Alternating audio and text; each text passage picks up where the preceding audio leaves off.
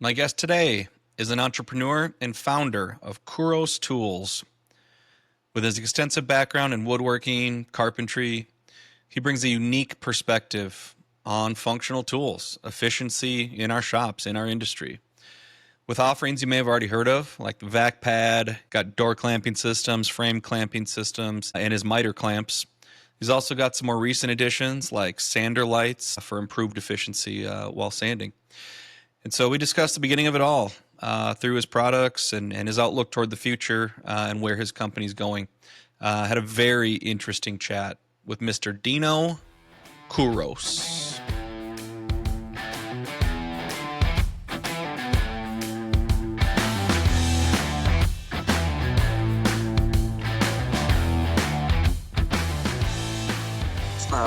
The other thing I was going to ask you too, this Euroline Yeah. paint product thing. Yep.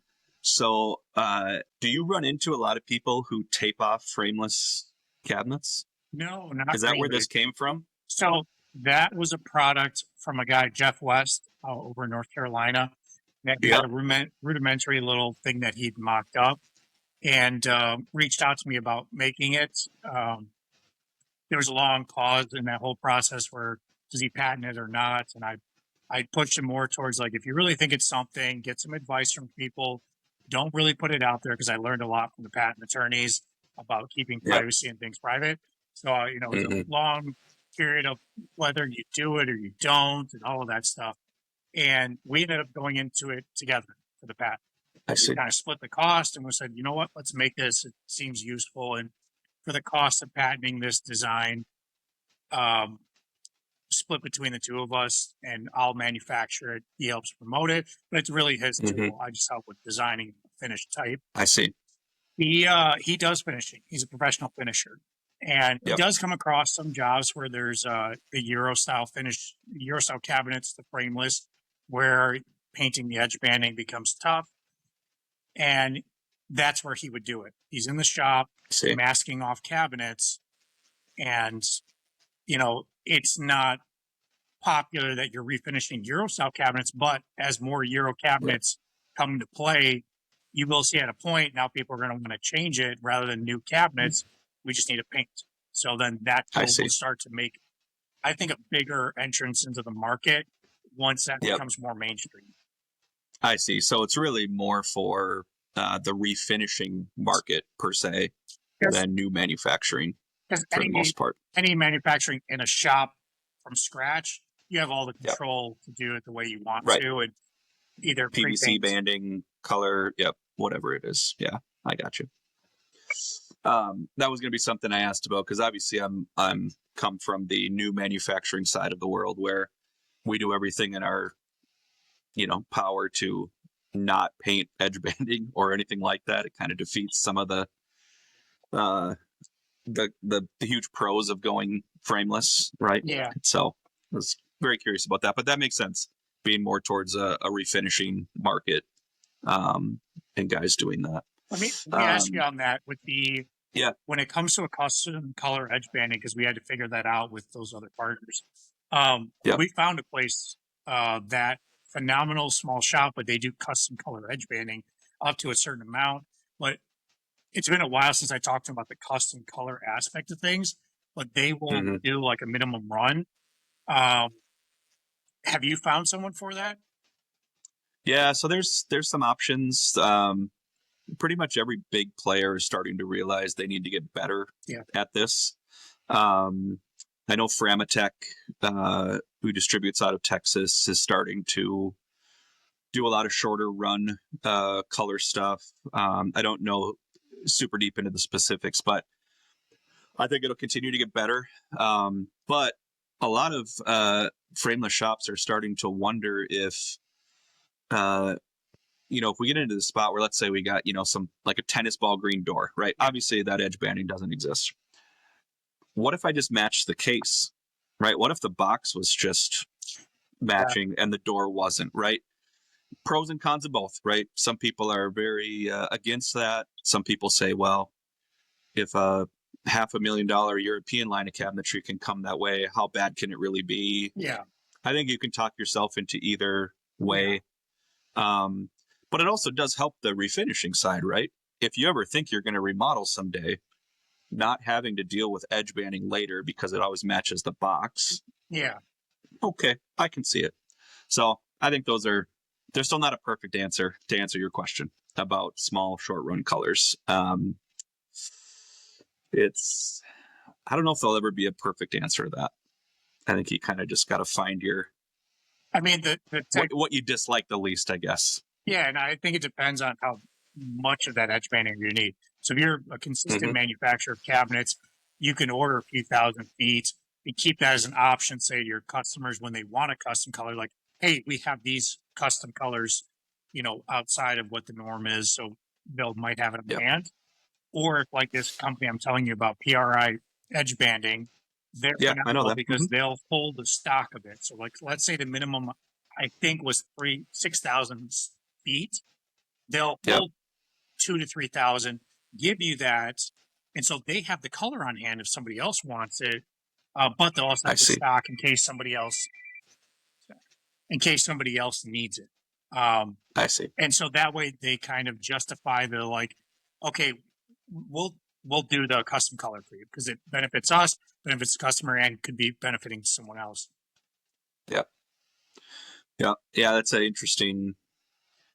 A lot of other options too are, you can start to offer a certain color range, right? Where you can find matching banding. And if people want to go outside of that, they know that there's going to be either an upcharge to do so, or we might have to match the case, or we might have to paint it, or whatever it may be. And usually that helps because let's be honest, right? You don't need 30 different shades of white. No. You need 3. And you don't need 20 navy blues, for God's sake. Yeah. Usually people can pick, especially when they see an upcharge associated with not picking one of those things. Helps kind of guide that decision too, rather than just saying, oh, go to Sherwin-Williams, pick anything. Well, all you're doing is you're heaping a bunch of, headache on yourself by doing that. So, well, this is awesome, Dino. Thanks for joining me today, man. I love watching from afar, kind of what you're doing on Instagram. I look every day. I love seeing product development and entrepreneurship working in general. Before we get into kind of what you're doing on social media and the growth of Kouros Tools, the origin story, we always start there. I love hearing the journey to kind of where you got today. Get me started with how you got into the wood industry and ultimately making products for the industry.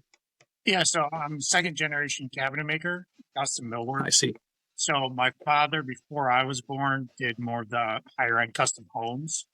And then as I got into the picture growing up, I mean, my dad would tell me stories of me being on the job site, waist high, saying his name, looking for him. He'd just bring me to the job. And I also now remember a few times in the summer when I was about, can't remember how old, but preteens, somewhere around there, that there was one job for a restaurant that he was doing. And I wanted to go with him and he would wake up at like 5 in the morning to go there. Where we lived compared to Chicago is an hour north. So a lot of his work was toward Chicago. So it was always like a 45-minute drive to get to the job site. So he always had to wake up early. And I remember like being such a young kid, he would just be like, sometimes he would leave without me, just being like, just let him sleep in. As a kid, it's the summer. But I would call him with the house phone crying, you forgot me. And so there was only like a few times that summer I remember calling him crying probably like 3 or 4 times. And then he just got it. He's like, I'm just going to bring him with, he's going to cry. He's going to call me crying at some point. And this is at what, like 12, 13, 14, something like that? Somewhere around then. Wow. Because I would every day, he had to get one of his workers, would go out and get coffee for everyone. And I always tell him to give me a cappuccino. I was a little kid drinking a cappuccino every day. Probably shouldn't have, but my dad just like, whatever, I was drinking coffee. Yeah. So from there, whenever I had time off of school or when he really needed me, it was always a very small operation. It was him, one worker that stuck with him and still to this day, Yanni, master craftsman. This guy, my dad has the temperament of very aggravated immigrants. He's Greek that would just yell at people for whatever. Yanni, he's Greek as well. Very easy on his temperament. He was very calm. He got yelled at by my dad so much. He never did anything wrong, but my dad's tone was always yelling, and you'd always see him roll his eyes and just kind of brush it off. And as we got older, I asked him, me and my brother, when we were working on the job together, we're like, Yanni, how have you dealt with my dad all these years? He's like, I just don't even listen to him. It's like the worker. He's like, I just don't even listen to your boss, like the boss. I just said the thing, and I just keep working. I know what he needs to get done, essentially, and he's just going to scream. So he was a phenomenal guy. I learned a lot through him because of his temperament. He was able to explain things.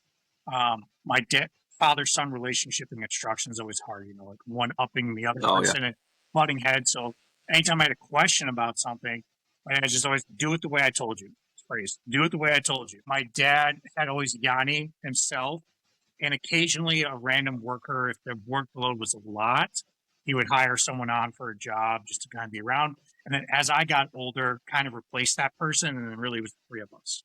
And there would be random times where the third in line, so my brother Mike, me, and my brother Paul, he was only about a year or so from my age, so we were about close in age. Like he would come in on the job to help, different things like that.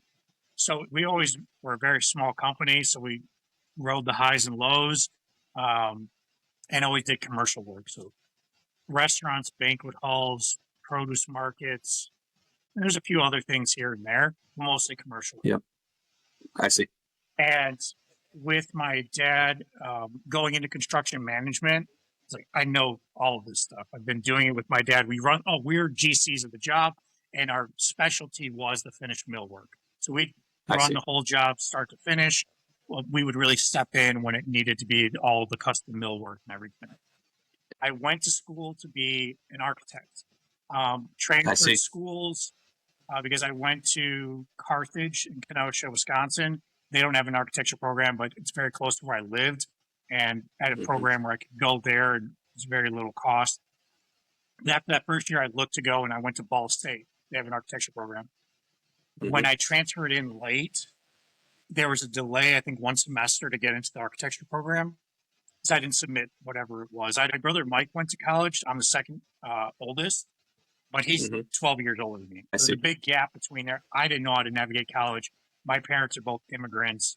They don't know how to navigate the financial aid, all that. Like I didn't know what to do. I just signed up wherever they said to go to school.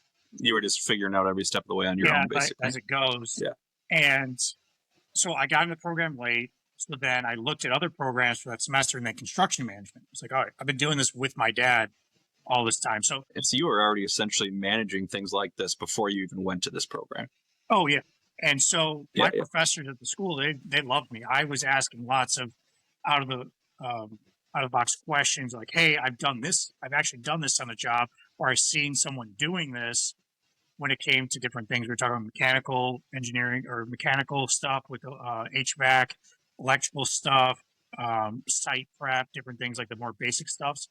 Because, I'm sorry. And then when I would talk to my teachers about it, ask them the real world scenarios, because they would give us textbook things, or their premise was really to guide you into the huge construction market where it's, now I'm trying to remember. They're essentially preparing you for a job, right, at a much larger company like Pepper. Instead of being an entrepreneur per se. Instead of being a small business, they were gearing you to work for like Pepper or Walsh or those big construction companies that do highways, stadiums, to be just corporate version of construction. So I kept coming in with questions of like, why not the rest of the market, which is small businesses and construction companies that have maybe, 20 to 30 max, where that's the majority of the companies. There's very few companies that have thousands of employees when it comes to construction, where they were pushing you down that road. And so going into it, like one semester after another, I'm doing great in my classes. Like I know all the information. I'm learning some new stuff, but the basic stuff that I was learning, like I don't really need to be here. And then due to a personal mistake of my own that I'll always own up to, I got a DUI in college, partying too much like we do. That was a kind of slap in the face to say, what am I doing? I know all of this. I'm just going to go back to take over the family business. So what am I doing here? I don't need a degree. I know the information. I learned about, I would say 20% of what I kind of work with now, I learned in school, but the rest of it I learned from being on the job. That's right. It's like they didn't even teach you a lot of paperwork stuff. I learned a little bit about the contracts, like what type of contracts.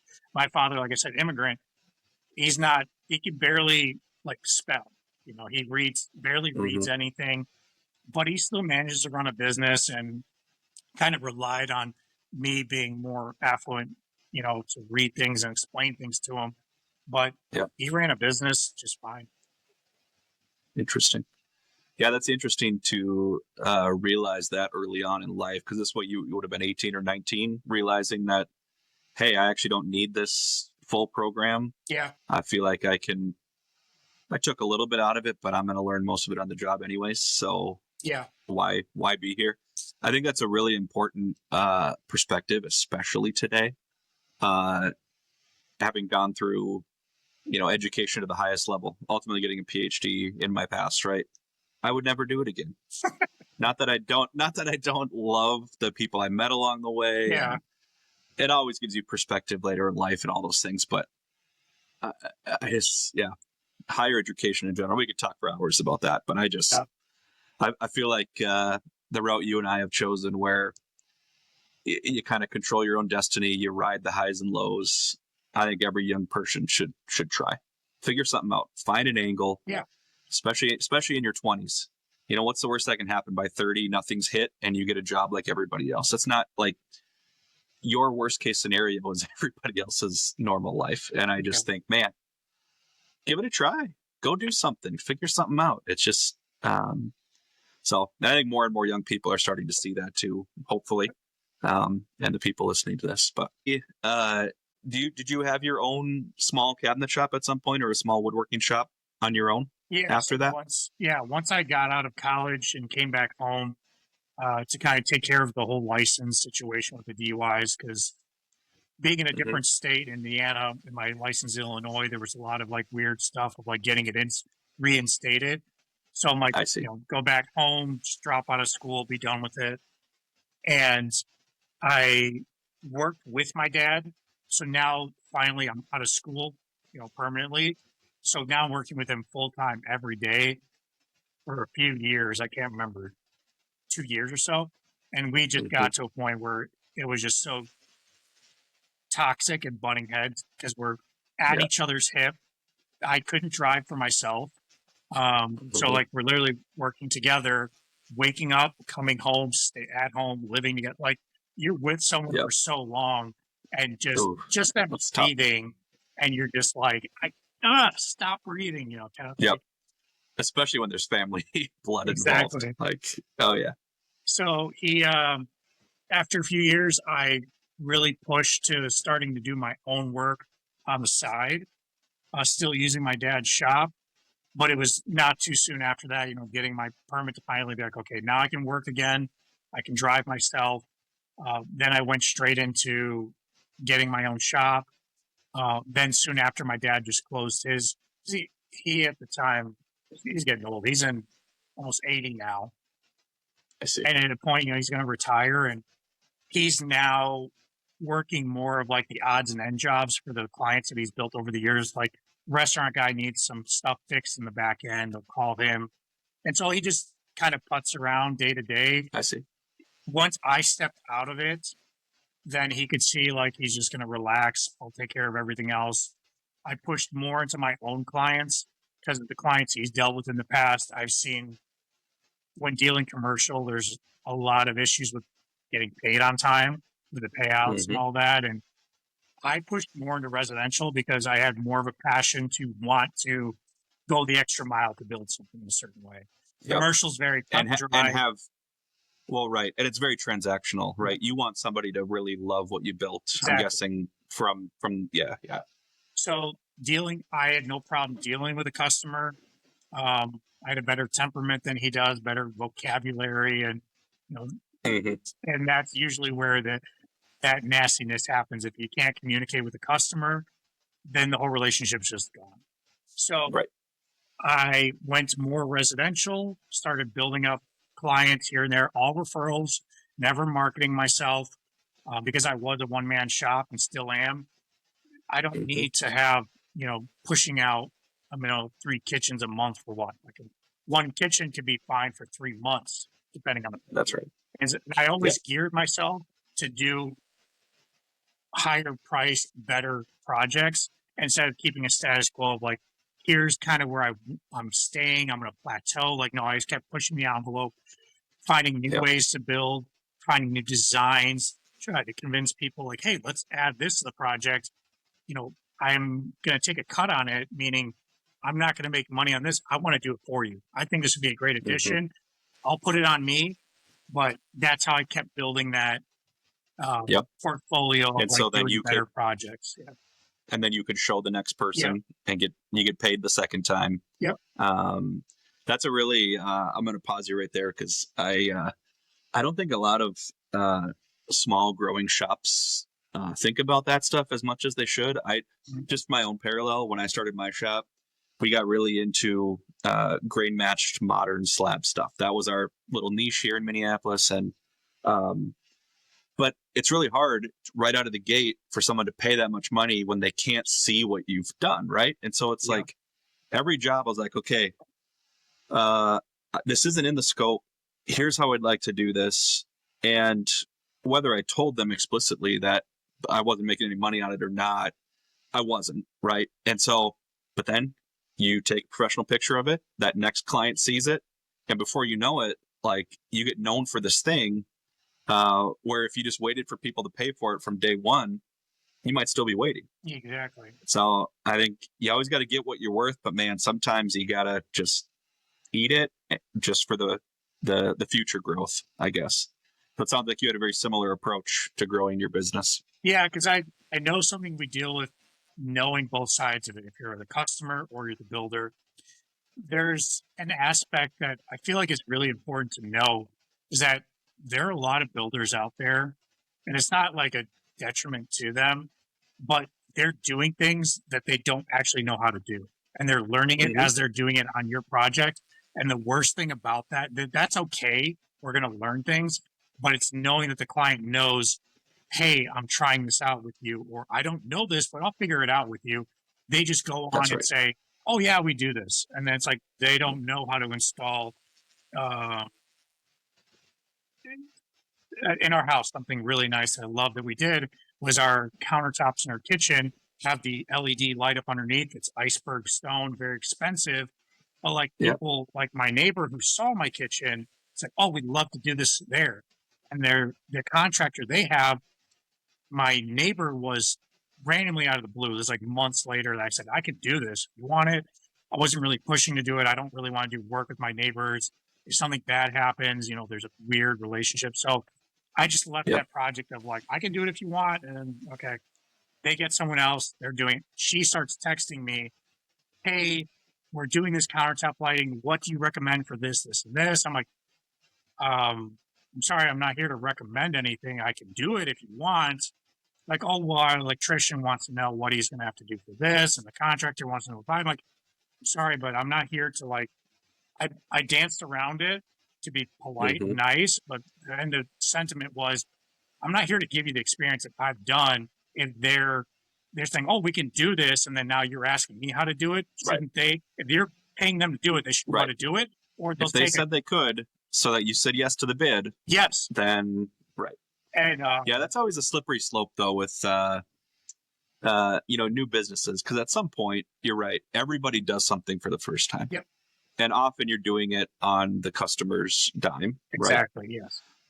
But I think there's some gamesmanship there that's still okay, right? You can be up front and say, this first time we're doing this, however, it's similar to this thing, and I think we're good here, and whatever. You kind of explain it. But at some point, every single small cabinet shop has taken on a project that is like scary to them. Yes. This is the first big one, the first this. And if the customer truly knew how, either scared or uncertain you were, they wouldn't say yes. Exactly. Right. So there's some level of keeping it to yourself while Yes. you know you can do it, confidence in yourself. But you also can't, walk into a $200,000 project and all you've ever done is build a vanity, right? That's Exactly. also not okay. So you got to find the gray area there where you can be upfront, but also, take some risks and grow. And it's just a fine line to kind of walk as you grow a small business, Yeah, and I think it's where the customer knows if some aspects of it, that are like, oh, we're going to try this out. There was another project I did where it was an entertainment center in a basement, 32 feet across, and the doors, very big into sports memorabilia. So the doors were going to cover a lot of different things. It was all Euro style flat, but with big dividers in between that were going to be flush mounted. So like a flush face look, but it's all Euro style where things get set, the cabinets get set back, the dividers get brought forward. So I took it on my dime that I thought, why not? This would be great. They have so many jerseys. Let me convert the doors into shadow boxes and put the jerseys in there so you can open the door and then you have all that storage, lighting, everything behind it, or whatever they want to put, baseballs and a bunch of stuff. I took it on my dime to make doors into shadow boxes, and I told them I would think this would be a nice fit for the overall aesthetic look. I'm not going to charge you for it, but I'll take a cabinet door and make it into a shadow box that normally someone would charge a shit ton, like any kind of other cabinet maker or builder, but they'd be like, they never done it before for someone else. So like that's what I mean by like, it's not the whole project, but like certain aspects where you do something that would be like, oh, this is very unique to the project, letting the client know, oh, I haven't tried this yet. I'll try it with you. I won't charge you for it. And then that and returns to me, I could say, hey, I have done this. Here it is. Yep. And it doesn't take long after that to build up a portfolio of some pretty amazing things. And then people see the full picture and you don't really have to explain yourself anymore after that. And if that word gets around, like my business is all word of mouth, that client's like, oh, he did this really cool thing with our project. If you got referrals from two contractors, both of them from friends, and one says, oh, you got a builder, he built our kitchen, he's great. But then the other one says, oh yeah, we got a builder, he built our kitchen, but he added this to it, and he didn't charge us for it because he was just trying it out, and dude, it turned out amazing. Just that enthusiasm of like, he did this. I would love to work with that person versus the other person. Yep. Yeah, just that extra little comment. In a world of everyone giving 5-star reviews and saying everybody's good and great, you just start to not even really think about it anymore. Yeah. And so when you do hear a comment that's slightly different, like, oh, this guy actually went above and beyond. Okay, you know what? I will call that guy. Yeah. It's a big deal. Like you said, the world of like 5-star reviews, everyone's saying the same thing. Everything. Everyone goes everything's to like 5 stars. Yeah, everyone goes to the 1-star review, but like, what did someone really like? Let's hear the dirt. Like what's the nasty stuff? I thought, and this is the aspect of like my business with the tools, that everything's great. I've very happy customers. I don't hear of any bad things. And I thought it would be funny as a marketing thing to say, hey, why don't you leave me a 1-star review? If you think it's great, give me a 1-star review and tell me what you think. If it was a great review. So don't give me 5 stars. Give me 1 star. Tell me what you think. Because I don't care about the star rating. And I think a lot of businesses out there, there's these scams for like, we'll give you 5-star reviews. You got to pay for review. And at the end of the day, you just think a lot of these things are just scams for the reviews. So you go to look at what people actually say. So if you go to the 1-star review and you're saying great things, it's kind of like a trick on the whole. Yeah, I can see that. Yeah. That reminds me, actually, just a couple weeks ago, I was driving up north here in Minnesota, and there's a billboard for this little cafe, and all the billboard said was worst pizza in the county, according to some guy named Jim. And it was like a picture of the review. Yeah. And I was like, so genius, because they're going to get great marketing. They turned a 1-star negative into I'm assuming way more business, because anybody who reads that with even a slight sense of humor will want to go try. It just made me laugh. And also, do you ever watch any of Barstool Sports or Dave Portnoy pizza reviews? Have you ever seen any of these things? Well, it just makes me think of that too, because, his rating system is very fair. Like, he gives somebody a 7 and everybody gasps like he hates it. He said, no, you realize that that's a really good score, right? Yeah. And like, it just kind of harpens back to like, everybody just assumes they're going to say 9.5 to make everybody feel good and like move on. And in this world of 5-star reviews, when you can actually see real feedback, it makes such a big impact now. So from doing your own stuff, when was I'm assuming some of your first products that we'll get to here in a minute came because you needed them yourself, right? Yes. You needed to find your own solution, I'm guessing. Yep. Tell me about the transition into kind of designing some of your own fixes and solutions to things. Okay, so my products, they originally started out with vacuum pad.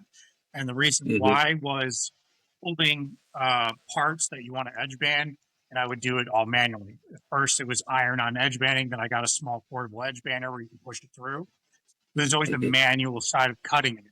And if you're working with a more finished piece, how do you hold it? You can create different jigs to like clamp, pressure it together, wedges, different things. And then I'd seen videos online if they had vacuum pads that held pieces. I'm like, okay. So I went down the rabbit hole of vacuum pads and started the brand as a vac pad. And then created Kouros Tools because it ended up being more products. So like vac pad wouldn't be. The funny transition was vac pads when I created the miter clamps. People would ask me like, "Oh, can I use the vac pad on like 3.5-inch molding?" I'm like, why would you use the vacuum pad on molding? And I realized they were associating vac pad with miter clamps, and it was just like a weird trend. So I see. Originally, when it first started, was vac pad, creating vacuum pads to help me with holding parts while I trimmed all the banding. I see. So what was on the market at that point in the vacuum hold down? So the more common one would be Festool with their SysVac system. There is a company, Barth, that's more in the production side of things, that we're talking like $30,000 for a table vacuum pad setup that has articulating arms, all of that. And so what made you go down the road of doing your own version? Was it cost related? Was it functions? What was the driving force to create your own version? The force was cost, really, at the end of the day, because when you saw Barth is at like 30 grand for their setup, and there's no like entry point. You kind of have to jump in at a high point. Right. You're all in or you're not. Yeah. Yeah. Then there's one company that not very popular. I think it was Smith something. Start with an S. They made like a rotating vacuum pad mount, but it wasn't a whole system. It was kind of like one piece, and even that part was really expensive. I think it was meant for like CNC applications. You'll mount this to a CNC table. You can articulate vacuum pad and do your 5-axis machining. It was kind of like more that. So Festool was the only one that really had a commercially available vacuum pad system to hold something. And they advertised, some crazy stuff, holding tables, doing all this stuff. I'm like, well, what they're advertising is like that, driving your truck off road in crazy terrain where almost no one does that. So you're showing some crazy experience of using a tool or like the truck, where why not something more practical, like that you're actually going to use it for, and a system that works for that purpose and costs appropriate to that. So that's why I started with the original vacuum pads. That I think is a very interesting way when someone wants to start some kind of a business. People tend to look at loans. I got to get a bunch of money so I can start front loading to buy stuff.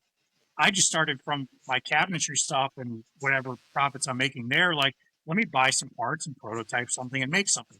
Okay, and when I did the first prototypes and then I put it on social media, not expecting to really try and sell it, people are like, oh, this is very cheap. It's a vacuum pad. I show you how to use your own vacuum pump at that time. But then as it progressed and got bigger, I got so many questions on vacuum pumps. I just said, you know what? I'm offering you a pump. Just use this. there was too much. So a complete system. So Yeah. you can cut out all the questions out of the middle, basically. So yeah, started out with like an accessory to like, here, create your own DIY system, to then creating a final, okay, this is out of the box, get ready and use this. Yep. It started with the vacuum pads and just started getting traction. And as I made sales, I kind of used that money to go right back into, okay, let me improve this part. Let me find a better gasket. Let me find a better material. And let me invest in making some things. And so all of that snowballed further into like where 3D printing was becoming more consumer ready, but not quite there yet. You still had to know how to use a 3D printer, troubleshooting when there's any issues. Because a lot of printers, unless you spend a couple grand, anything under $1,000 was very much like you have to know how to use it and you have to know how to fix it. There wasn't like ready to go, just workforce kind of thing. Yep. So I got into getting quite a few printers at that time. I think I hit just over 20 printers of like, call it the pre-bamboo era or bamboo labs. They made the best commercially available and changed the market completely. So before that, I had about 20 printers. And then when bamboo came out, I started phasing out those printers and getting bamboos as they were they're just pumping out parts and very little maintenance. And now streamlined, I don't have to sit here tweaking a printer, tweaking settings every time I have to print something. These things work. Yep. Okay, now I can focus on creating more products. And how many bamboos do you have now? I bought a few more when they had a sale recently. And the funny thing is, I don't know how many. I'm like just over 40, like 42 or something. But not all of them are hooked up because the room that I'm in, it's tight already. And it's can't add any more. I ran more lines, more breakers to there. I just have no downtime to set up more printers because I'm keeping the current ones running. I'm creating new products, prototyping things, and just everything else of the business being one man. There's so many things I got to do. I got to. Do you have any help at all, or is it just all you? So more recently, I brought my father in because he's retired now, and let that fizzle out a bit for that heated button heads all the time, where I just had to like stay away from him for a good long time. So finally, like I'm comfortable being around him. He can come to the shop, and so it's the stuff I have him do is literally putting screws and stuff, put pieces together, do this task and do it for a few hundred of these pieces. So that can take it off my plate and work on other things. So my dad, it's literally on a week-to-week basis. He calls me, hey, do you need anything? No, I'm good this week. And, oh, yeah, coming in this day, spend a few hours, put these parts together. But for the most part, the business runs just me. Do you do any woodworking still, or is this all Kouros Tools now? So I did last year, and this year I kind of made it a point where there was a project that I was talking to a guy that I've done work for. Great guy to work with. I didn't want to say no to him, but essentially I basically said no to everyone else. I'm sorry, I don't have time to build anything. I'm fully consumed. I mean, half my day is just keeping the printers going with more parts and more parts. I bet. And the prototyping and everything. It's like I need to focus more on that and stop taking on these projects, building things, even though I love building stuff. Like anything I'm going to build now for the good foreseeable future is going to be personal. So like our master closet, different things around the house. My wife's been waiting years for, like, finally, like if I build something, it'll be for that. And it's a good way to still keep my feet in building and just be like, oh, here's another idea. I'm trying to build this. I don't see anything for this. Okay, let me make that. So tell me a little bit more about your decision to always keep manufacturing in-house with yourself, like just add printers, add capacity as it grew? Was there ever a thought to get some outside help on those things? Tell me about that decision. So I've always wanted it to be like my father kept a lot of things in-house. I kind of had that mentality. He didn't buy cabinet doors somewhere else or buy cabinet parts or everything. We made it ourselves with moldings. We get the knives, make our own moldings. Everything, we kept it in-house. So in the back of my mind, that was always the thought without consciously, focusing on that was, I'm going to do everything I can myself. I can control the quality of things. I can control the output of things.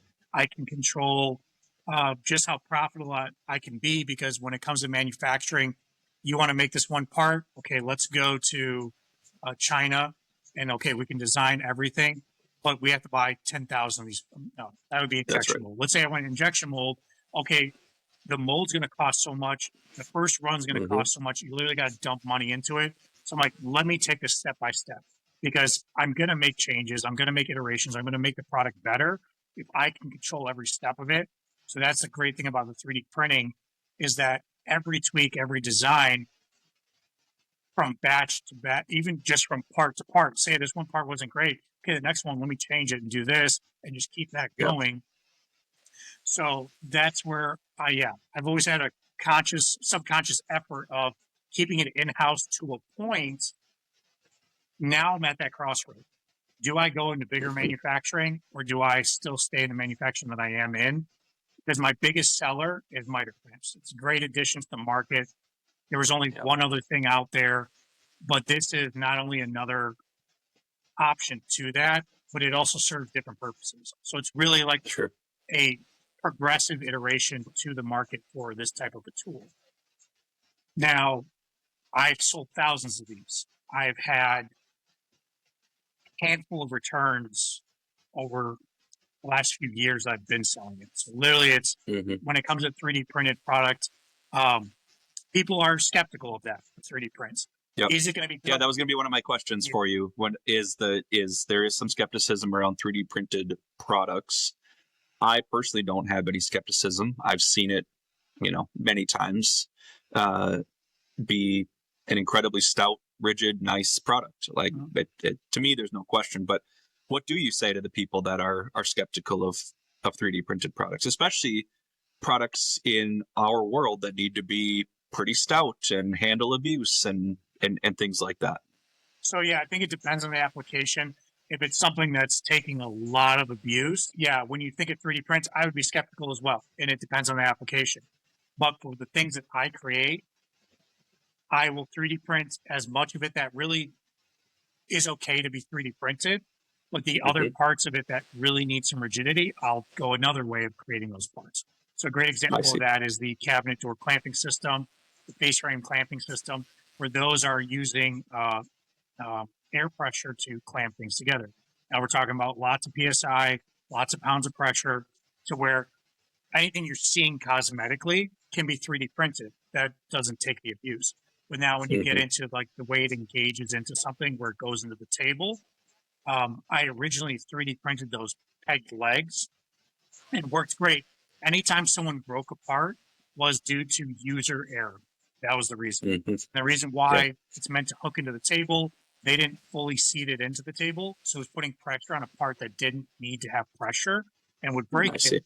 But like anything in the products that I offer, customer reached out to me, hey, I have a broken part. I just sent them a replacement part. Here's the fix. And I designed the products that I have.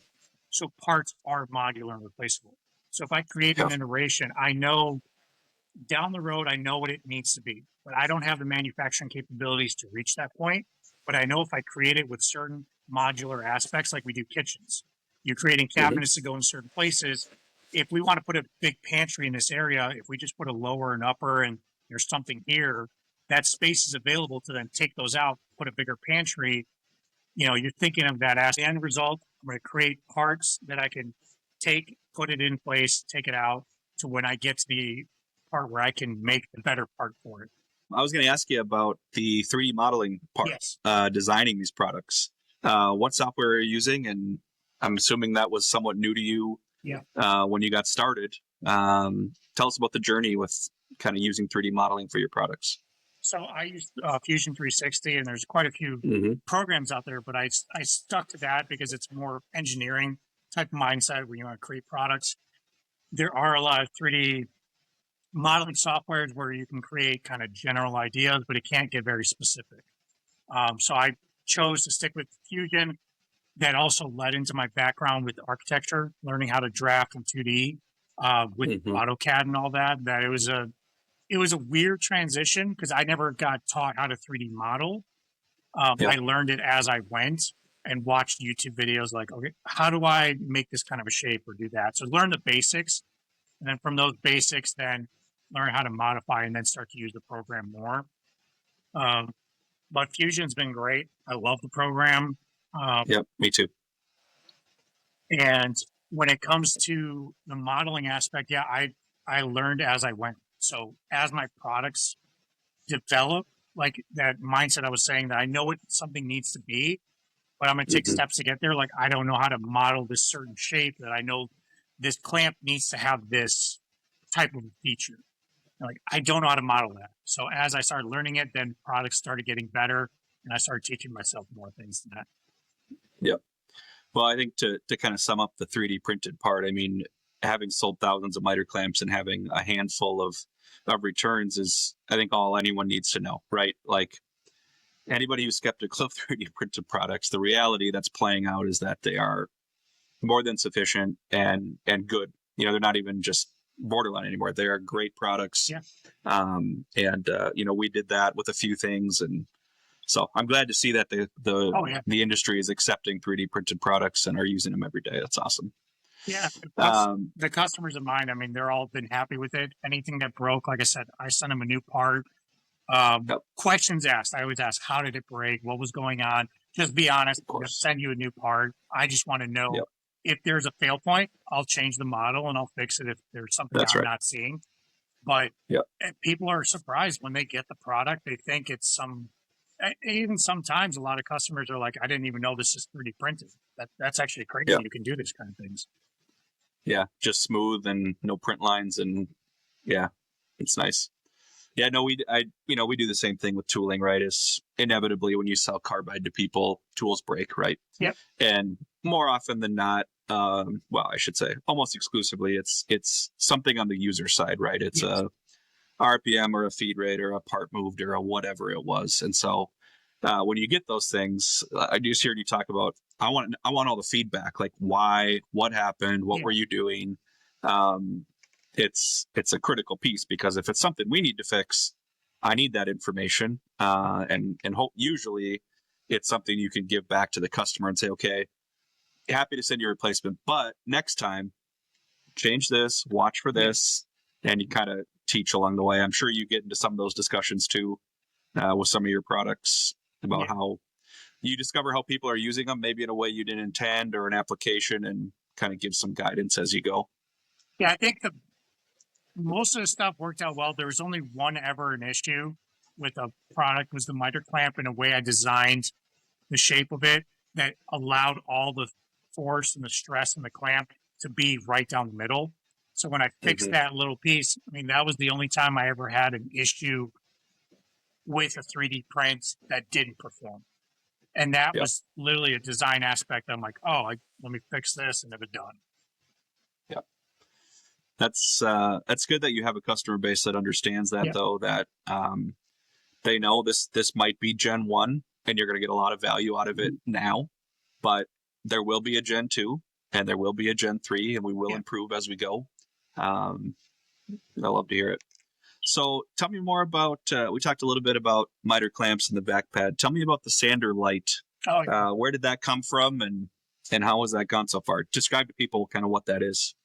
Yeah, so the sander light is solving, if some people don't know, we'll start like the more basic. So like prepping a surface, you're trying to see the imperfections. What's the best way to see those imperfections? And you might think of like, some old guy just holding something up to the light at that angle. So that's called the raking light, where it's coming across the surface at a certain angle. Morning, sunrise, you see all the hills and valleys, the nice, beautiful scenic views where you see the light and the dark. And so up until now, there really hasn't been a solution for the sander having that. We've always used an auxiliary light, an inspection light. Some brands use that terminology, call it an inspection light, but it's just raking light. The project originally started with me and another person. I designed and created the first model of it, and then we're like, you know what? Let's collaborate on this, get it out there. Long story short, really nice guy. I'm not going to say anything bad about him. We just couldn't work business-wise together. So we went our own separate ways. And since then, he's doing his thing, I'm doing mine. So originally, being the creator of the sander light was to create an attachment to a sander that fits specific to the sander.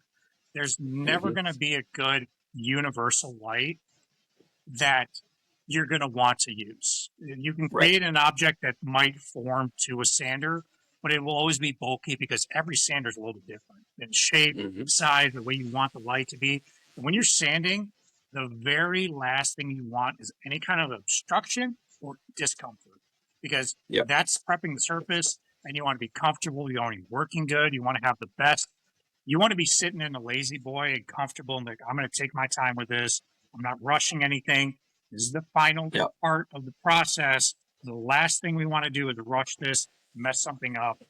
Because every cabinet maker knows they always usually hate the painting process and the prep.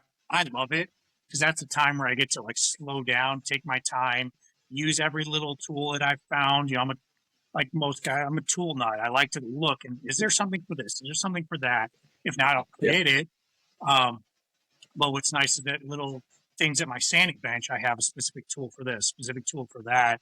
That might be overkill, but it makes me enjoy the process. You know what? I can use this one custom sanding profile type thing.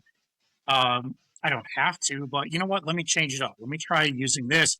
So it makes that process never repetitive, annoying work, but more like, let me try something new. How many different models do you have now for sander light? See, the nice thing about the market with sander, well, there's so many different sanders, but a lot of sanders on the market kind of still fit one size, meaning manufactured, designed the same. They might be rebranded something else. But then there's your high-end, more professional sanders. You got Festool, Mirka. I'm a big fan of Mirka. I love their sanders. And then you have I call it not in a bad, like a conglomerate of like a bunch of different branded, but the same product. You got unique, same body, same shape, same body, reskin, rebranded. They might be made out of different factories. I'm not going to speak to like where they get made. But when you hold them side by side, you're like, they look exactly the same. They're just different color.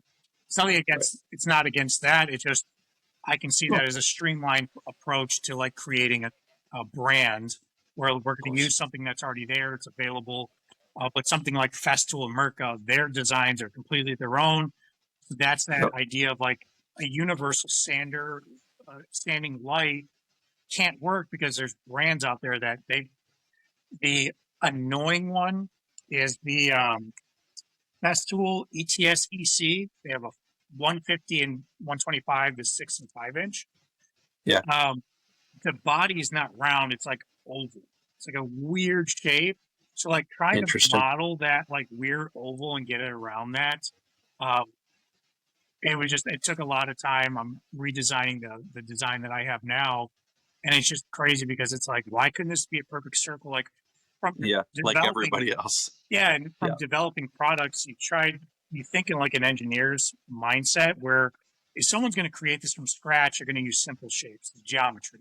It's like, why did they use this weird shape? Why not just make it a circle? Like Mirka, everything's symmetrical. It looks really nice. You know, it's the way it is. You go to the festival, it's like, why is it a weird oval? Are there any sanders now that are coming with this raking light as part of the native product? So Festool announced theirs. We were like around the same time. Obviously, when a big company develops a tool, they're working on it for a long time in the background. That's right. And as a little side note, I did have an interview years ago. Actually, it was at the time of leaving that partnership with those guys that you know. Right at that last like month or so leaving there, I had an interview with Festool to possibly work for them and develop tools on the back end. Interesting. And the premise was developing a new tool, and it would be where they said we might be 6 to 7 years before launching this tool. So we want you to create the new tool, prototype, do all these things. So like it takes years. And Festool, 6 to 7 years is what they said, basically from start to launch. That was during the interview. Now, whatever it is in real practice for them, but that's what the interviewer told me. Gosh, that is such a long time. How do you know what the industry needs 7 years from now? that's where you're planning ahead. So like that's when you're finding a person for that kind of position, like what I'm doing now is like you're thinking of a problem and now we got to create the solution to it. Hopefully we get to it faster than not because it's a problem you see right now. It's like now it's a race to the market who gets there. That's the really great thing about 3D printing is that I see a problem, I can start tomorrow and start prototyping and do all that. And I think that's the beauty of small business in general, just the agility that you have that a Festool or somebody else doesn't have. Yeah. To be able to adapt to the market and meet needs very quickly is awesome. So the fact that you can provide a product of that value and still be agile it's a good spot to be in, man. Yeah, it's awesome. And people, so more recently I did the light for the Mirka Liros, their drywall sander, the first gen Festool drywall sander. And I've been talking with the Mirka rep up in Canada that asked me about it because I didn't, in the US, I don't really know anyone who has it, so I didn't really get a request for it. Basically, I created a lot of the sanders in the mass market that most people would use. Now I'm going by request. So if I get a request for something, I'll work to see if I can, the basic expense is getting the sander. Beyond that, I can work on it. But people have been very generous to be like, I asked them, would you mind sending me the sander? I will develop it and I'll send it back to you with the light. I just need a week or something to do the modeling, and they're happy with that.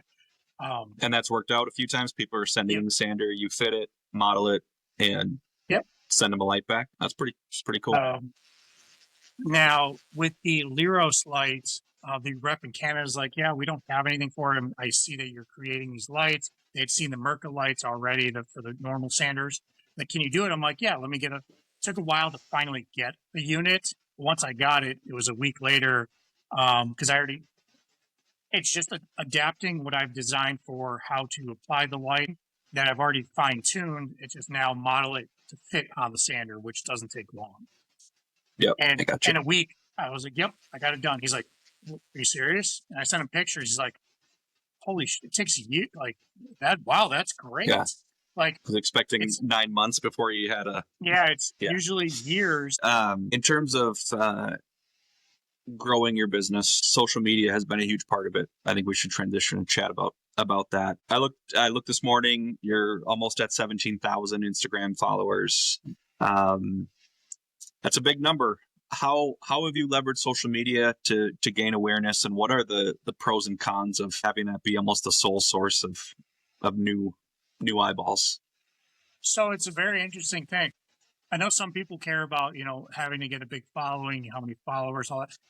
For me, I like to think that those 17,000 now, like I never really check it.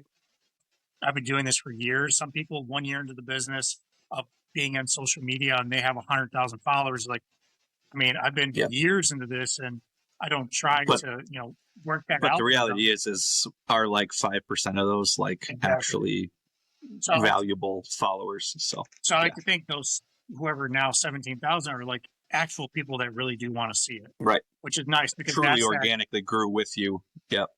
That's that organic growth. So all the sales that come from that are from people that know the brand, see it, they follow along, they love the process of it. Like if there's if I was in the other shoe where I'm cabinet maker and someone's creating products for me, I'm like, wow, I'd love to follow along and see what is he going to create next. Like that, I can see that aspect. So I like that organic growth of it. I don't do any ads. Any type of somebody posting something is purely on them. I've sent out stuff to people that do have a bigger following for the aspect to show more people. Like the audience should see that somebody is creating a solution to this. A lot of the products I'm creating, like, I'm trying to solve a problem in the shop, make it more efficient, but ultimately at the end of the day, also make it affordable. If you're talking like clamping systems, you're talking Ritter in them, you're talking a 4x8 table to clamp cabinet doors. Without taxes, without freighting, because those are big metal tables, hydraulic clamps for the most part, those systems will cost you 10 grand minimum.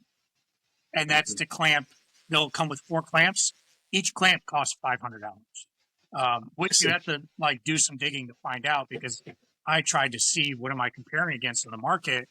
And it took me a while. So I finally went to some very specific retailer. That's a retailer for Ritter. Don't have posted prices. You know, those businesses where they don't post the pricing. Yep. You have to reach out to them to get a sales quote. Quote only. And then finally get back and it's like, wow, I wasted all my time to find out, like, why couldn't you have this posted online? Yep. But so expensive to have these systems when, sure, if you want to clamp entry doors and doors to a home, I can see where you need all this crazy power to really push things together. But when it comes to cabinet doors and smaller parts, that's overkill. And these clamps, they're massive. So like you're losing a lot of the space on the table. You're not really maximizing what you can potential-wise. And to think, if you are okay with putting a little work into it, I'm still trying to find a way where I can ship the tables. I don't like the concept of shipping it in pieces to puzzle together. It just doesn't make for a really user-friendly table and finished product. So if you're okay with, and I give all the instructions, how to make the table, here's the clamps, the things that you can't really make, I'll provide those. You can get a table made. And now I finally have a drilling kit to where it's, you can hand drill it. I've had customers that have done that. And the amount of time and effort put into that was like, dude, I'll drive a couple hours and have someone CNC it, then spend my time doing this and all the headaches. Well, I noticed a list of local people who can machine parts. It's very smart. That's cool that you're doing that for those tables. Yeah, I wanted that list. So that people know, and I try to make it abundantly clear, are people that reach out to me that have the ability to make the table, and I just put their information on the page, and customers reach out to them directly. There's no exchange of like, I cut backs, anything. It's like, I just want to provide you an easier way to like streamline the process of making this table for yourself. Well, you know, it was interesting when I was looking at that list, preparing for the episode. I recognize basically every name on that list, consider a lot of them friends, and I know them. And it's like, so I know that we're kind of run adjacent businesses, right? We don't really deal with the same particular thing, but it was so interesting to see how many similar people we have in our sphere. Cool to see. Some names I haven't thought about in a while too. Yeah. What do you have any downsides of being so publicly visible on social media and so accessible? Do you see any cons in any of that? So yes and no to that. The pros are, and I really do like this. I really like the fact that I put it out there. It's on the website where you see a picture of me and a little bit of description. Basically, when you're buying from Kouros Tools, you're literally talking to me. If I end up having to hire on someone, you know, it's for like packaging things, I think. But literally the company is like, I'm focusing on controlling all of it myself as much as I can. That when there's an issue, you're talking to the person of the company. So you have a problem, I'll solve it for you. I make all the decisions, and my decision's always to fix the issue. There's never like oh, we don't do this, or management says this, or all that. No, I'm a consumer as well. And what would I rather hear?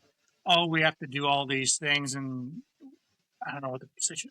My solution is always like, oh, what's the issue? Okay, let me send you a fix to that. Oh, thanks for letting me know. Hey, can you let me know what the issue? What were you doing? I really want to improve the product.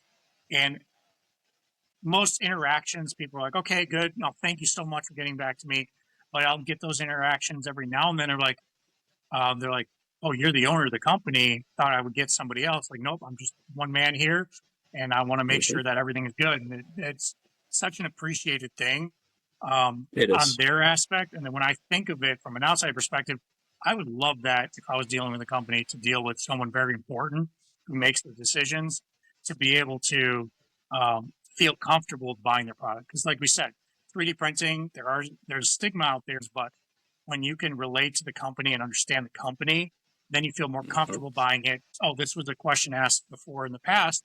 What's your warranty service on things? I'm like, I'm sorry, I don't have a posted warranty service for the aspect of people that will abuse that. I don't want to deal with people who are looking to cheat the system and say, okay, I have a 1-year warranty at 11 months. Hey, this thing broke. I need a replacement. It's like, I know there's a lot of people out there like that, and I want to avoid things that I know could be a problem and just say, like, so I don't have a posted warranty, but anytime anyone has an issue, right, to sending them a new part, fix it. It could be a really old part. And let me send you the most updated thing. Like, I know you're working with a system, like the clamp systems, that I've changed iterations, different things like that over the years, where someone's reaching out to me and like, you know what? Let me send you all the new parts. I want you to be up to date on things. Let me do that. And it's always literally just me sending it to them. They're like, wow, I didn't expect that, but thank you. Yep. No, I love that too as a small company. I think posting stuff like that, it only gives you, I don't want to say something to hide behind, but that's kind of what those policies become, right? Yes, is they're not really, they're not really meant to just truly, okay, what is the right thing to do in this situation right here? That's what we're going to do. It's as simple as that. And that's how we run our business too. It's if someone breaks a tool, which like we were talking about before, right? It's usually one of the 10 things that are on their end that weren't quite right. We'll talk through it. We'll figure out why. If it's something that, we almost always will send one. Or if it's very obvious they messed up, it's a learning moment. Okay. Just because, we have a lot of experience in CNC routing and all this stuff. And so usually we can pick out what went wrong pretty quickly too. And so, but yeah, you're 100% right about staying small, people hearing from the owner when maybe from a distance, it seems like, oh, they must have 10 people working for them. There's no way I'm going to hear from, that's good. One thing I really was curious about, because I feel kind of strongly about this in my business. I'm curious on your perspective. As you grow, because right now, pretty much everything you're doing is direct through your website, right? Yep. I noticed that you recently added a Canadian distributor. My question to you is direct versus distributorship. Do you have a future plan? What do you feel like the pros and cons of each route? I'm curious why you chose direct to start and maybe are now branching out into other possibilities. So I thought of it as like the natural progression. This comes back to like creating products in general for most markets. You want to create products for the market. The problem is that once it comes to the market, somebody else might take and run with it, and now you kind of lose it. So my main focus is creating a good brand. So the Kouros Tools brand, where we know that brand. Like my example always is skill saw. Everyone knows a worm drive saw, but everyone refers to a skill saw because they built a name out of that. That's right. So there are going to be other competitors that will come out the market, but I want to focus on creating brands. So that starts with me selling directly to the consumer, because the consumer is the one who will, at the end of the day, purchase. So like the consumers know what that brand is, because then you can now go into stores, and the stores will be, the retailers will be more open to bringing a product in because they know that your product's already out there. So like trying to jump the market and get to consumers through retailers first is very hard, because unless you have money to dump, when you're making 10,000 units, then you have the product and now you're going to sales pitch it to big retailers. That's a hit or miss if they're going to buy it or not. So you're taking a big gamble up front. I wanted to make sure I take steps going forward that are calculated in a way where I reduce as much of that risk, but I'm always taking a risk going further if I start to go into a retailer and then who that retailer is, if they're going to tarnish my reputation and be bad towards a customer where they have issues with the product and they go to the retailer and they tell them off or they don't service them, that ruins my reputation with the tool. They're still going to keep buying at the retailer because there's other tools there. That's right. So I want to make sure I have a good solid foundation for the brand before I start to go into retailers. And like you saw, now just starting to branch out where these retailers, the one, and I'm working on a few others, reached out to me, which was really nice to know that somebody is saying, hey, we'd like to buy your product and put it on the shelf because we know for us, it's going to be another product to sell, but also like we see the use in it. So it's that validation of like, okay, other retailers are seeing that sell tools like mine is an actual tool that's worth putting it out there. So the Canadian Wooden Edge, great people, love working with them.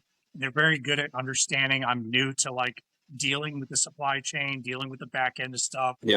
How do I get things across the border? Very easy. How do we work on SKU items? Like, I don't know any of this stuff. I'm learning as I go, but they're willing to work with me in understanding that. And so I'm now going to start. So the retailer aspect of things now kind of fell into place really well, because I'm going to start with the miter clamp that's been proven, the design works, everything's great, and I need so many of them now that I'm going to push that into injection mold, and I'm going to be doing that here in the U.S. So it was finding the right referral to an injection mold company that's close by me through a family friend, where it's those weird instances where it's a small world. Someone does this, you know this person, get connected, like, wow, that was a great connection. So I'm very thankful for Mike Bolus. If he sees this at some point, I'd like for him to, I appreciate you pointing the direction for that. They have injection mold companies throughout the U.S., not just injection mold, but manufacturing, essentially. A few facilities. And the one that would deal with the size and production of what I want to do happened to be, not too far from here, which is great. So I just had a meeting with them. Crazy how that works out. It is. And I just had a meeting with them yesterday about going over the projections of like how the mold pushed the plastic. We got to make some tweaks. So it's very exciting to see the whole process. I'm going to take some videos of the process once it's done. But again, focusing on manufacturing as close to me. So this is going to be literally not too far from me. It's American made still. I try to keep everything as American made as possible. There are some things that people understand. As much as you want to do a product made in the USA, there are just certain businesses that aren't in the US. So the power supplies for the LEDs and the power supplies for the sander leads. Other than China, nobody makes LEDs, and technology that's really outdated is just transformer plugs, take from 110 volt from your outlet, downsize it to the voltage for the LED. Because that technology has been out there for so long, nobody's trying to create a new business on old technology. So some things have to be purchased outside of the country, but as much of it I can make it here, I will do it. Yeah, the distributorship thing is always interesting to me. You kind of alluded to it a little bit, but the part that I always just question for my own is, at the end of the day, you're not controlling that customer interaction, right? What's being said about your product, the experience, how much effort are they going to actually put behind your product? You no longer control the face of the product. And that was one of the main reasons why we chose to be direct only and set up our company that way. And really, we can't do it any other way now because of the price point that we are online. But it's always interesting to me why when small businesses choose one route or the other. And I don't think there's a right answer, right? Every business is different. And I think you can be successful in either way. I think we should do this. I would love to know what you'd be willing to share about the future, either things in the works or direction, or what do you think this company looks like in 2, 3, 5 years? It's this last year has been some big growth, which has been great.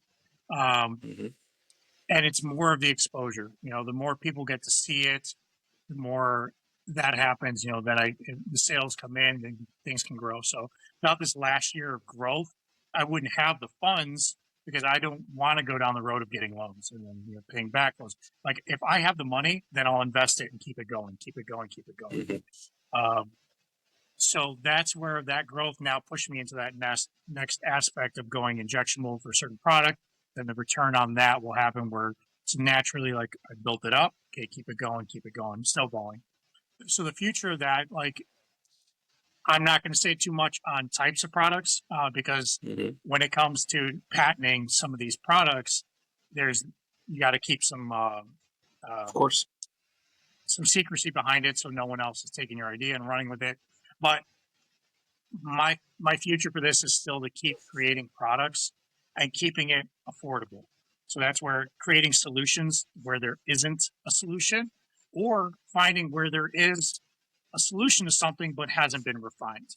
When it comes to these bigger companies, and it's not so much a fault on them, because if you understand the process, you understand why these decisions are made. So when you go down the fact of manufacturing something, are you going to start with small production where you can start to iterate the designs as you go? So 3D modeling or 3D printing. Or if you jump into something where you're saying, hey, we're going to invest a bunch of money into a solid block of aluminum mold, we can't change that. That is the cost of it. Yep. To make, and a lot of products have multiple molds. So for them to change one aspect affects a bunch of different molds. So you're basically scrapping all of that money to change one little thing, where the small production is great because you can change it, iterate it to a point where, like, okay, this has been proven. Let's take that injection mold and it's solid. It's built. Yep. So the companies, these bigger companies, they'll create molds for all the parts. They'll create a line and then mass manufacture it. But then there wasn't all of the aspects thought out, where there's real world testing on things, where they really work through the problems, because there's the aspect of that where you don't want other people finding out about your product. So the moment you start testing it with customers, there's a natural progression of the word gets out. So when the word gets out, other companies find out, they try to compete against you. Now it's a race, and then it becomes just a hodgepodge of a mess. So these companies will develop a product, put a lot of money, effort, put a product out there, but then it's missing a few things that should have been thought out, because an engineer versus a retail user will think differently. Engineers, I think it should be this. The retailer, like, this isn't ergonomic. I can't use this. It doesn't make sense. Why would you even implement that? As a small example, and I don't mean to bash this against Merca, their most recent sander, their 6-inch direct drive Rotex, aggressive sander, their button configuration. I think that could have been a very simple fix. Why did you have the button operation to be so weird when using a very aggressive sander? You have to turn it on, press 2 buttons like simultaneously, not at the same time, but like kind of like that, where it's like you need to make sure you're holding this tool before you start sanding, because you don't want to start the sander and then move it onto your surface, because you're just going to gouge. Right. So it was just like a lot of like user experience they didn't have as engineers, in my mind. That's what I thought happened. And listen, that happens with a lot of products. But it does. I still want to develop products where I create it. 3D printing is the most efficient way to do this nowadays.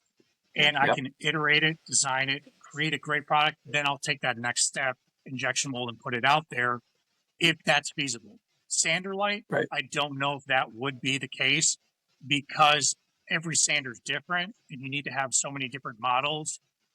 And depending on, maybe some things happen where certain contracts are made and deals are made where, okay, they're going to want 10,000 units. It's worth doing a mold and all that. Different story. But I still want to start small, creating a product, find a solution to something, make something more efficient. And 3D printing it allows more people to then be able to purchase it, use it, and get better versions out there faster. And get that valuable feedback before you get to injection. Before you just wait. In my mind, I always think, I'm not going to waste money here. What's the best route to take? And I think that's So I want to keep doing things that way, and keeping a small business where I can still manage a lot and still have a great reach. Yeah, that's cool. I'm glad to see that you're at a point where one of your products is going to go injection molded. That means it's working, man. It's awesome. Well, I'll be curious to hear how that goes. We should do this again in a year and see what our businesses are like. And I'm sure a lot of growth would happen, and trade some stories. This has been awesome, Dino. Thanks for joining me. And I'm sure we'll talk soon, man. Yep. See ya. See ya.